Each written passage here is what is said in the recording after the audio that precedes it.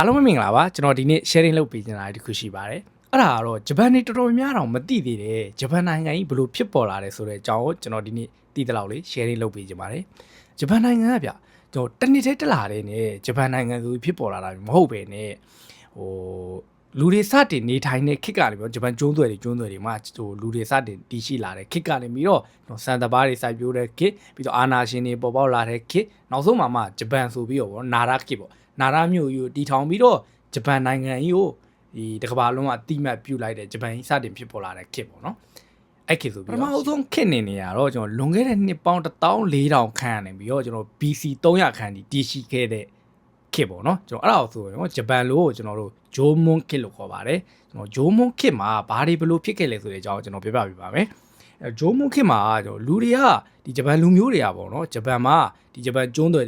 မှာစတင်နေထိုင်လာပြီဂျပန်မှာလူတွေရှိလာပြီပေါ့ဗျာဂျပန်မှာလူတွေရှိလာတဲ့ခေတ်ကိုကျွန်တော်ဂျိုမွန်ခေတ်ပေါ့နော်အဲ့ခေတ်မှာကျွန်တော်တို့လူတွေကဟိုနေရာတွေတတ်မှတ်ထားခြင်းမရှိသေးဘူးကျွန်တော်မြန်မာပြည်လို့ဆိုရင်တော့ကျွန်တော်ကြောက်ခေတ်ပုံစံမျိုးပေါ့နော်နေရာတွေတီတခြားတတ်မှတ်ထားခြင်းမရှိဘူးကျွန်တော်ဘာမှတော့တစ်ဦးလေးနဲ့အုပ်ထားတဲ့ခေတ်ပေါ့ဂျပန်နေဆိုတော့အုပ်မှာတော့မဟုတ်ပါဘူးဒီတိုင်းနေပဲဂျိုမွန်ခေတ်မှာဒီဂျိုမွန်ခေတ်မှာပေါ့နော်ဒီလူတွေကဘယ်လိုနေထိုင်ကြလဲဆိုလို့ရှိရင်ကျွန်တော်ကြောက်ခေတ်ပုံစံမျိုးဖြစ်တဲ့အတွက်ကြောင့်မလို့သူတို့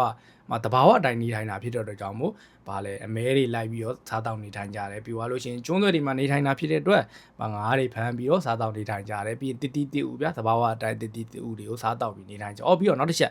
ဒီ